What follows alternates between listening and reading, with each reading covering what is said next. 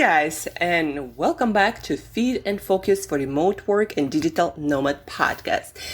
Today, first of all, my name is Shurina, as you probably already know as a regular listener of this podcast, and I'm all into nutrition, lifestyle, neuroscience, integrative health science, and sometimes even architecture, as you learned yesterday. Learning about all of the tools and sharing it with you, tools that allow you, when applied consistently, sometimes actually not that consistently, and you can still get the benefits. So all the tools to feel, look, and do your absolute best. There is so much in your control, guys, you can't even imagine. Sometimes people tell me, well, I'm doing pretty good. I'm like, you don't know what you could be doing if you consistently applied a lot of tools that you are learning, not like once in a while, right? But at every chance. What I mean at every chance is, for example, you need to do a piece of work and you aren't feeling focused to do it. And you apply all the tools that you learned in this podcast and you feel focused and you get the job done. And then the next time the same thing happens, you need to do something and you don't feel focused and you apply it again and you get shit done and done it well. And the more you do it, the more benefits of it you get. First of all, it becomes your habit. And second of all, you get a lot of things done. And you have the consistency and consistent steps taken regularly, guys, will overdo any other kind of hustle. Consistency trumps so many things, guys, right? So use the tools consistently and you'll be blown away by what you can achieve. Things that you thought were impossible for you will be possible. You know what I love about all of these tools, from nutrition to integrative science to neuroscience, is that they allow you to feel the way you need to feel more times, more consistently, on demand, better. Instead of feeling focused, let's say, for a couple of hour days, you all of a sudden start feeling focused whenever you need it. If you need to get a couple of blog posts done today, then you'll be able to do it instead of waiting for the 2-hour window to get everything accomplished. Guys, I'm sure if you hear this noise, but sometimes it happens. They do some cleaning on the streets, garbage, etc., and there is this car. But anyhow, that's a side point. The main point is doing on demand, feeling on demand how you need to feel motivated, focused, on fire, confident, creative, innovative, feeling like when you need to get the job done, whatever the job is. It's a very powerful tool in achieving anything in life. Yeah, it's still going to be hard, it's still going to be challenging, but you will do it. And there is no reason why you can't. It just amazes me. Today, guys, though, we're going to talk not about neuroscience tools. Well, neuroscience, they are related to neuroscience and the way our brain works, but they are more a lifestyle and maintaining healthy body weight and great energy and feeling good in your body on Monday too, after all the eating out, maybe even drinking out weekends. A lot of my friends, a lot of my clients ask me, especially at the beginning, they come to me when we work together and ask me, Angela, I'm really good during the week with all the plans for my nutrition, for my exercise and my sleep and everything. But then weekend comes and it's like something happens to my brain. I can't seem to be able to do anything consistently. I just basically do whatever, sleep whenever, drink, eat, and on Monday I feel crappy and it's like I haven't done anything last week. All the progress is gone that I've been doing with my weight loss, for example, or my healthy eating, my healthy lifestyle.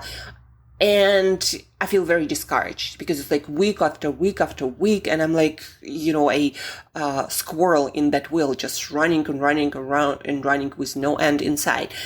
So what do? This is the question. And the answer is very, very simple.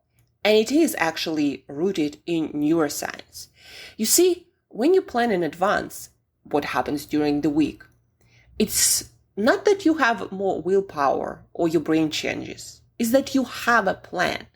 When you have a plan, you in advance create certain neural circuits in your brain that make the implementation of decision made prior easier. during the week, you have a plan for your nutrition, for your lifestyle, for your sleep, etc. And your brain knows what to do in each situation. Okay, this is the time, go to bed. This is the time, have breakfast. This is what we have for breakfast. This is what we have for lunch. There where we have it. We go to exercise certain time. And then on the weekend, you have no plan. And when you have no plan, the brain goes for the easiest thing, the thing that requires the least amount of energy, and maybe even getting energy through eat and all kinds of stuff, right? So the brain always goes for the easiest thing that is inside. Unless you make a decision to do something different. Then for the brain is a clear sign. You want to do this for some reason. It must be important. So decision is made. Let's do that. So we already have a circuit in our brain activated for that decision. So what can you do with that advice? Design your weekend like your weekdays? No, that's not what I'm talking about. I'm talking about having some plan for what you do. Okay, it's weekend. And you might say, well, Angela, this is the only time when I don't plan. No, you still have to need a plan. Not for the whole weekend, not when you wake up. Maybe you will sleep an hour, a couple of hours more. It is not recommended to actually sleep more than like an hour over your usual schedule or go to bed, that much later. But specifically about waking time, not recommended to switch it too much because it's going to cause the state similar to jet lag, and all of your systems and metabolism just not going to work that well. So try not to sleep in, but instead, you have a later night, wake up around the same time that you usually wake up, and then maybe have a nap, no longer than 90 minutes. There is science to it too. And then maybe go to bed earlier. So you do get more hours of sleep, but wake up kind of around the same time. So let's say you woke up, just make a plan for your nutrition. Let's start with nutrition. Make a simple plan. What is your limit? Let's say you want to take it a little bit easier, but still, you can't just eat it all. Otherwise, of course, you're going to remove all the progress that you made. What you do is like, okay, I'm going to have a dinner out. I'm going to have whatever entry there is, whatever everyone is having. But I'm going to skip bread basket. If I'm going to have dessert, I'm going to share it. Or I'm not going to have dessert. Or maybe I'm going to have dessert, but maybe because of that, I'm going to decide I'm not going to have breakfast or lunch to save some calories, right? And if I decide to eat bread because we go to, this amazing bread place, then how many pieces I'm going to have? 1, 2? What kind of entry I'm going to have? Maybe you're going to have pasta, or so I'm going to have a lot of vegetables with it, right? Again, if you want to have some ice cream or some other dessert and you've been like wanting it, you're like, okay, I'm going to have it that much. I'm going to share it, right? And you have a plan, workout. Okay, you don't want to go to the gym. So let's plan something active, maybe a game of squash or tennis or wakeboarding or kite surfing, whatever that might be. Just have a plan for those activities, especially around the activities that you usually fuck up.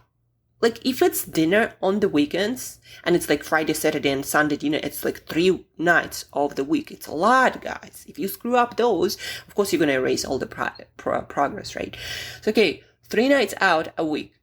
Plan for them. And not like precisely plan, but like that, skipping bread basket. If I have dessert, half of it. If I have wine, just half of the glass, or, whatever that plan. But have a plan.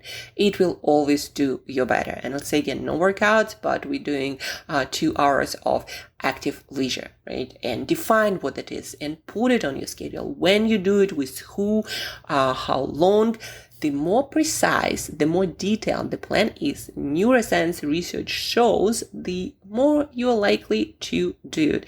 Especially if you do things like plan it with others. You simply write it down in your diary. The reason why I love writing down stuff in my notebook, it does require more energy than typing, and whatever requires more energy makes it more significant in your brain. So when you write down what you're gonna do, your brain gonna remember it so much better. So this is the most important piece of advice to enjoy your weekend, but not screw it up.